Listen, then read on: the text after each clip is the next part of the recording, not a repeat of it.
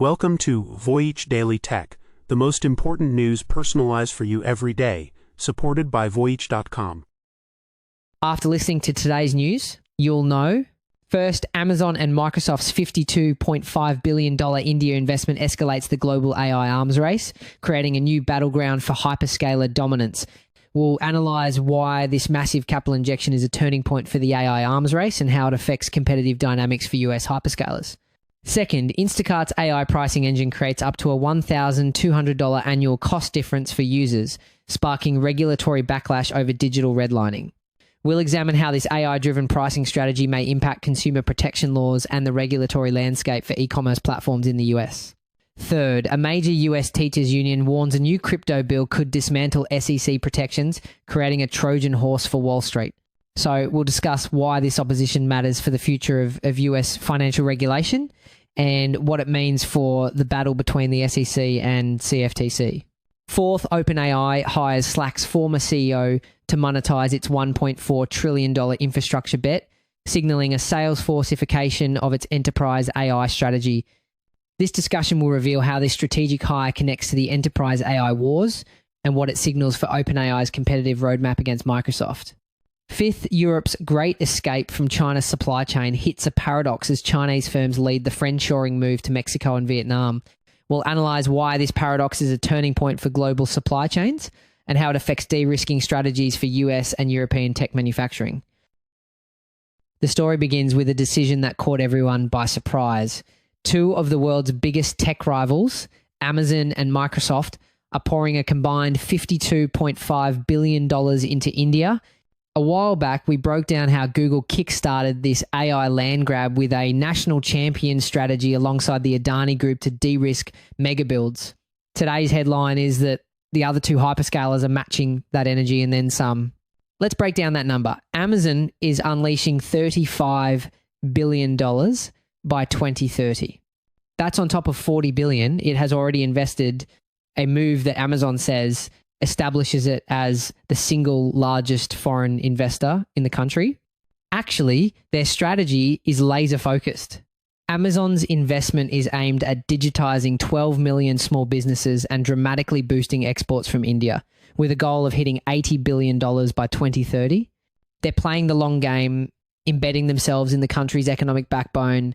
Not to be outdone, Microsoft is committing $17.5 billion to strengthen India's AI ecosystem. This includes building a new hyperscale cloud region and integrating AI to support an estimated 310 million informal workers.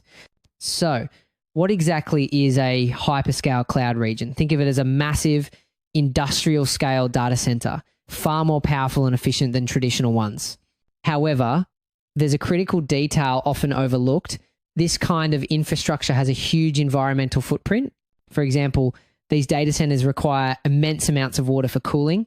And in a water-stressed area like Hyderabad, where one of these new regions is planned, this creates a real challenge. Research shows the city's water bodies have already shrunk dramatically in the last 2 decades. As we've said before, this is the most resource-intensive arms race in tech. This is where strategy meets physics, water, power, land. And how will AI actually support those 310 million informal workers? The goal is to integrate AI into government platforms like eShram. This would give workers access to AI-driven resume generators, tools that analyze their skill gaps, and even career roadmaps to help them transition into the formal economy. It's a massive undertaking, but it also raises serious ethical questions about data privacy and the potential for algorithmic bias in job matching. But that's not the whole picture. The real turning point is that this isn't just a two-horse race. Google is already in the game with a $15 billion investment for an AI data hub. Remember, a while back we highlighted how Google paired that commitment with Adani. Google brings the AI stack, Adani brings the local muscle to navigate regulation and real estate. And there's a live country move too. Mukesh Ambani's Reliance is teaming with NVIDIA, planning an $11 billion build for a gigawatt of AI capacity in Visakhapatnam. India is becoming the proving ground. Google's TPUAU first approach on one side, a NVIDIA-aligned ecosystem on the other. Meanwhile, Intel is collaborating with Tata Electronics on its $14 billion semiconductor manufacturing plan. The spending spree is so intense that India's Prime Minister Narendra Modi went on the record stating, when it comes to AI, the world is optimistic about India. As we noted earlier, build enough capacity in one place and you create data gravity, capital, talent, and more infrastructure rush in. So the real end game here is a high stakes fight for a market with 1 billion internet users and a massive tech talent pool. While India has been playing catch up to global leaders like the US and China, this flood of cash is designed to change that fast. We previously analysed how hyperscalers de-risk mega builds by going local. This is that playbook turned up to 11. And in this cycle, the barriers to entry are brutal miss a turn and you don't catch up. But there's a reality check on that massive tech talent pool. While India has millions of IT service professionals, there's a critical shortage of experts in cutting-edge AI. One report projects that by 2027, India could face a shortfall of over 1 million skilled AI professionals. This detail is crucial because it means these foreign companies get access to Indian talent at a lower cost, while India itself races to upskill its workforce to run this new infrastructure. These companies are building the core infrastructure, the data centers, the cloud platforms that will power the next generation of artificial intelligence. Microsoft is even giving India access to its sovereign public cloud to keep sensitive information within the country. The significance here is that the term sovereign can be tricky. Microsoft's model is designed to keep Indian data inside India, managed under Indian laws. But India's ultimate goal is what's called a sovereign AI model, which means developing its own domestic AI capabilities to reduce reliance on foreign technology entirely. As we discussed a while back, India is pursuing a hybrid path to AI sovereignty, neither a copy of China's state-driven model, nor the US's purely private sector one, but a blend that pairs foreign tech with domestic champions. So this partnership is a pragmatic shortcut, but it also creates a dependency on foreign tech for critical national infrastructure. It's a paradox at the heart of this whole story. The lines have been drawn and the checks have been written. The global battle for AI supremacy is now being fought on Indian soil, with tens of billions of dollars fueling the competition. And remember, planting this much compute in India isn't just economic, it carries real strategic weight in the Indo-Pacific. We were just talking about the massive infrastructure build out for AI. Now, let's shift our focus to how this technology is already impacting your wallet. It turns out the price you pay for groceries on Instacart might be completely different from the person next door for the exact same items from the exact same store. A new study just dropped revealing that Instacart's artificial intelligence pricing tools are causing significant price discrepancies. How significant? Researchers from groups including Consumer Reports enlisted hundreds of shoppers and found that nearly 75% of the items they tested were offered at different prices. This isn't just a random glitch. Believe it or not, this is the result of a deliberate strategy using incredibly sophisticated AI. The goal for the AI is to constantly test how much you, or someone like you, is willing to pay. It's a form of continuous market research, but you are the unknowing participant. The investigation covered major retailers like Target, Costco, Albertsons, and Kroger. In one of the most glaring examples, a single carton of a dozen Lucerne eggs at one Safeway was listed at 5 different price points. 5. This isn't just about a few cents. The study found that the total cost for the same basket of goods from a single store could vary by about 7%. For a regular shopper, that could amount to a cost swing of about $1,200 per year. To understand the motivation, you have to look at the business reality here. The grocery delivery business operates on razor-thin margins. After Instacart became a publicly traded company, the pressure to find profit became immense. This AI pricing strategy is a powerful tool to squeeze out more margin, not from the grocery store, but directly from the consumer's wallet by finding the absolute maximum price the market will bear at any given moment. So what does Instacart say? The company claims these are limited online pricing tests run by its retail partners. In a blog post, Instacart stated the tests don't use personal or demographic data and that prices never change in real time. An Instacart spokesperson added that retailers control their prices on the platform.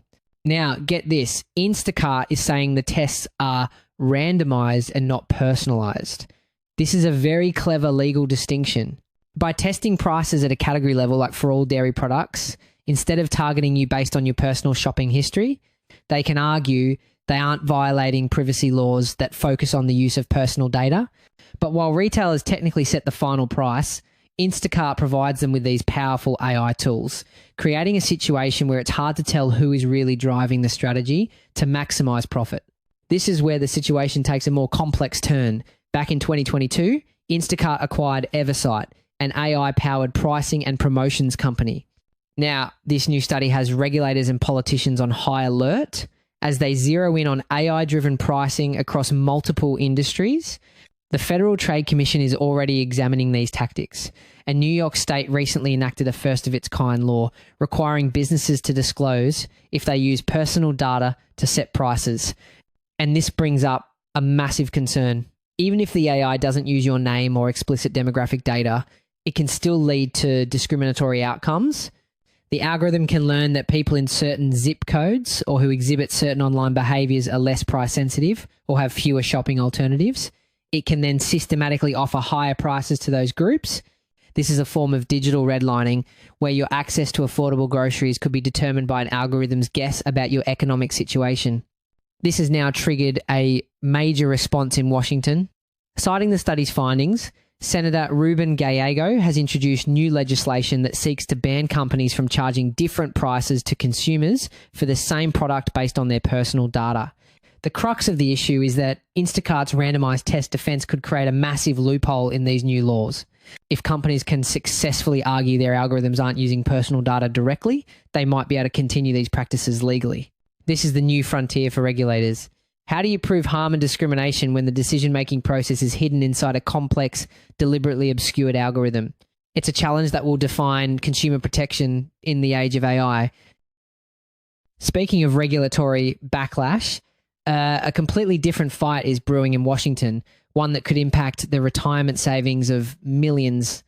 A powerful union representing 1.8 million American teachers just issued a dire warning. A new crypto bill in Congress has the potential to lay the groundwork for the next financial crisis. It might seem odd for a teachers' union to weigh in on crypto regulation, but there's a deep-seated reason. The American Federation of Teachers, or AFT, is a political powerhouse. They don't just advocate for schools, they fight to protect the financial security of their members. Historically, they've wielded immense influence, and when they see a threat to the pensions that millions of educators rely on for retirement, they mobilise. This isn't just a side issue for them, it's a direct threat to their members' economic well-being. In a letter sent directly to the Senate Banking Committee, the AFT did not mince words. Its president, Randy Weingarten, called the proposed legislation as irresponsible as it is reckless. The core of the issue, the union claims the bill poses profound risks to the pensions of working families and the overall stability of the economy. The real-world stakes here are already becoming clear. While the threat to pensions is a major concern, the actual exposure right now is small but growing. For example, the Wisconsin retirement system recently disclosed a nearly $100 million investment in a Bitcoin fund. It's a sign that these massive funds are dipping their toes in the water, but this is a high-wire act. Just look at Canada's Ontario Teachers Pension Plan. They invested $95 million in the crypto exchange FTX, and when it collapsed, they lost every single penny. It's a cautionary tale that shows just how real the risk is.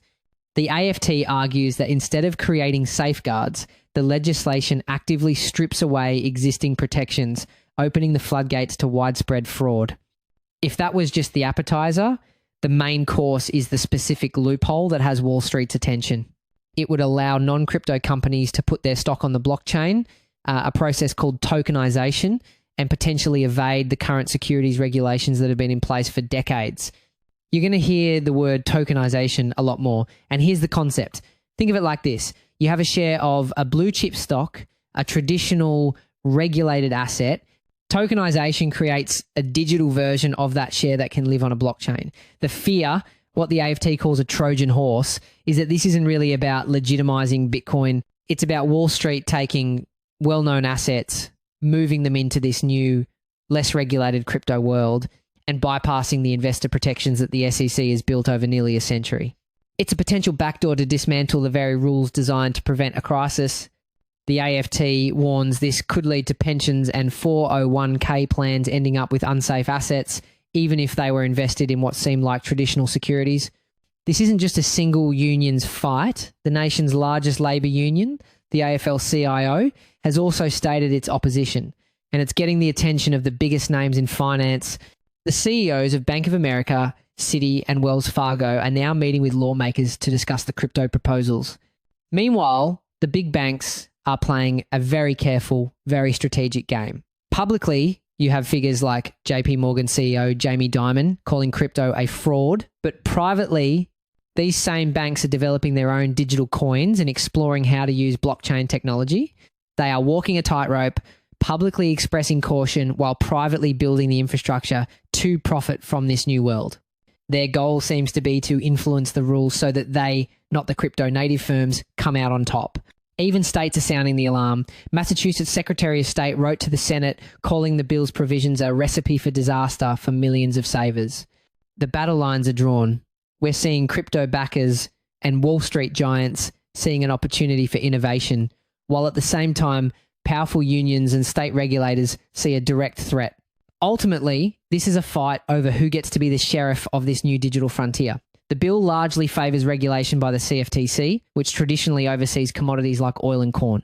The unions and regulators want the SEC, which polices stocks and bonds, to stay in charge. The key difference? The SEC has a core mission of investor protection, while the CFTC is more focused on market integrity. The outcome will decide what kind of safety net, if any, exists for everyday investors. The AFT's message is clear. In the rush to legitimise crypto, this bill could dismantle the safety nets protecting the retirement funds of millions of Americans. While regulators are grappling with the financial risks of crypto, the AI world is dealing with figures on an entirely different scale. OpenAI has made over $1.4 trillion in infrastructure commitments. That's trillion with a T. A number so massive, it's sparking concerns about a potential AI bubble. And that number isn't just a vague promise. OpenAI's CEO, Sam Altman, has confirmed this is about building a massive network of data centers, aiming for something like 30 gigawatts of capacity. To put that in perspective, that's enough electricity to power millions of homes. The reason? Because training and running these powerful AI models requires an unbelievable amount of computing power. And OpenAI is betting that to win the AI race, they need to own the infrastructure. Continuing our last discussion about SoftBank's Stargate ambitions and its Ampere computing bet to reduce NVIDIA dependence, this lines up with the same own. The stack logic we talked about a while back, only now, the scale is even clearer on the OpenAI side. And with that kind of money on the line, the company just made a huge power move to turn that investment into revenue. A few days ago, we mentioned how the demand side is finally showing up with 9-figure annual deals for frontier AI. Today's move is about industrializing that pipeline. OpenAI has tapped Denise Dresser, the former CEO of Slack, to be its new chief revenue officer. This is a major poach. Dresser was leading the company that Salesforce acquired for over $27 billion, and now she's jumping ship to lead the charge at the world's most talked about AI startup. Hiring someone like Dresser, with her deep experience at Salesforce and Slack, signals a massive strategic pivot. In fact, some are calling it the Salesforceification of OpenAI. They're moving away from just having a viral product that people love and toward a classic top-down enterprise sales machine designed to get their AI deeply embedded into the world's biggest companies. We previously analysed the 2x tier AI economy 9-figure training costs on one side and 9-figure customer contracts on the other, and this is OpenAI putting a seasoned operator in place to lock down the ladder. The stakes could not be higher. As competition heats up from rivals like Google and Anthropic, the pressure on OpenAI to deliver is immense. A while back, we broke down Anthropic's push toward a first-the-market IPO and its $50 billion infrastructure build-out to win enterprise credibility. OpenAI, by contrast, recently closed a share sale around a $500 billion valuation, and its CFO has said they're not pursuing a near-term listing. Today's hire is their alternative path to the same signal of stability earning trust through predictable enterprise execution rather than ringing the bell. This hire is also a direct strategic shot across the bow. OpenAI seems to be trying to replicate the Slack playbook. Remember how Slack became the central hub for work by connecting to every other piece of software? OpenAI wants to be that for AI, a neutral connective layer that works with everything. This puts them in direct competition with their own partner, Microsoft, which is trying to build a more closed ecosystem around its own AI tools like Copilot. And as we noted a while back, partners who also compete make neutrality a strategic weapon, especially when your broader backers like SoftBank are betting you'll control more of the stack over time. The company is already on track to hit a staggering $20 billion in annualized revenue this year, fueled by over 800 million people using ChatGPT every week. We've talked before about investors using new non-eye traditional metrics to justify sky-bill high valuations. Numbers like this run rate are the kind of concrete proof that backfills that narrative. Dress's mission is to take that massive user base and transform it into a dominant enterprise machine, integrating AI into businesses everywhere. We're already seeing this happen. Major corporations like Walmart, Morgan Stanley, and Target are already adopting OpenAI's tools, moving them from experimental projects into the very core of their business operations. Dress's job is to accelerate that process 100 times over. She's a veteran who has scaled category-defining platforms before, but never on a stage this big with this much on the line. This is exactly where those 9-figure deals we discussed a while back become standard operating procedure. Here's where it gets interesting. This is OpenAI's Sheryl Sandberg moment. Think back to when a young, disruptive Facebook brought in Sheryl Sandberg from Google, or when Google itself brought in Eric Schmidt. They were bringing in adult supervision to turn a wild, fast-growing product into a stable, predictable business that big corporations could trust. We also raised the question a while back, how do they protect long-term safety goals while facing the pressure of Wall Street? Staying private for now while professionalizing revenue with a heavyweight CRO is one way to buy time and credibility without an IPO. With trillions committed and rivals closing in, OpenAI is transforming from a viral chatbot creator into a full-scale revenue empire. And the underlying tension is that they have to do all this while still funding their incredibly expensive long-term mission to build artificial general intelligence. They've just hired a top executive to lead the charge and prove the AI boom is here to stay. And as we noted when Masayoshi Son predicted OpenAI could become the most valuable company in the world, moves like this are how you translate that bet into balance sheets. That $1 trillion bet from OpenAI depends entirely on a stable global supply chain, but stable is the last word you'd use to describe it right now. The president of the European Union Chamber of Commerce in China just asked a question that reveals everything about the global economy. Quote, are we even sure Europe can manufacture toothpaste without ingredients sourced in China? And he's not just being dramatic. This goes way beyond simple consumer goods. The European Union recently identified 34 critical raw materials, things like lithium for batteries, gallium for semiconductors, and silicon metal for solar panels. For 17 of these, which they call strategic, the dependency is extreme. For example, the EU gets 100% of its heavy rare earth elements, vital for magnets in wind turbines and electric cars, from China. So when we talk about toothpaste ingredients, what we're really talking about are the fundamental building blocks of our green and digital economies.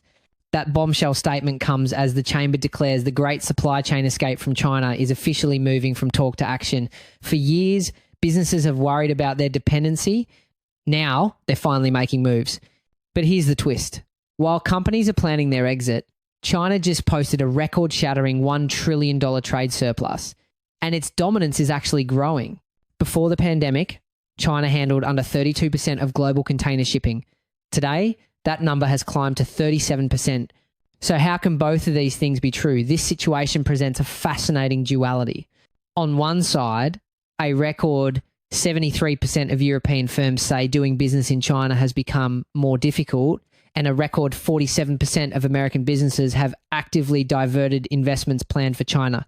On the other, China's massive overproduction in key industries has made their exports too cheap for the world to ignore, despite the political risks.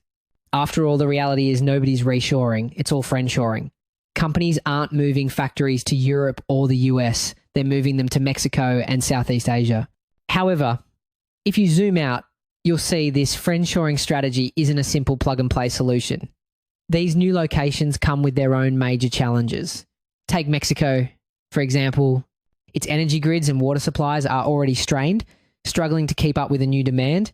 In Vietnam, there's a critical shortage of skilled labour, especially in high-tech fields. The country is estimated to be meeting only 20% of its demand for semiconductor engineers. So companies are trading one set of risks for another. What really brought this to a head was the next development. Who's leading the charge? The EU Chamber reports that about half of its members say their own China-based suppliers are now shifting production to other markets. It turns out Chinese companies themselves are a driving force in this diversification, setting up shop overseas to supply their Western clients from new locations. As the EU Chamber president noted, Chinese companies might be a little ahead of their own government. This isn't happening by accident. It's a deliberate strategy. Chinese companies are proactively setting up factories in places like Mexico and Vietnam to get around US tariffs and trade restrictions. For instance, Chinese investment in Vietnam surged by nearly 70% recently. And in Mexico, there are already over 400 Chinese-owned factories. The ultimate twist is this. In an effort to de-risk from China, Western companies might just be creating new dependencies on Chinese-controlled supply chains, just in a different country. The factory might be in Mexico, but the ownership, the profits, and the control could still trace right back to China. That's it for today on Voyage Daily Tech. Follow, share, and stay tuned for daily updates coming your way tomorrow.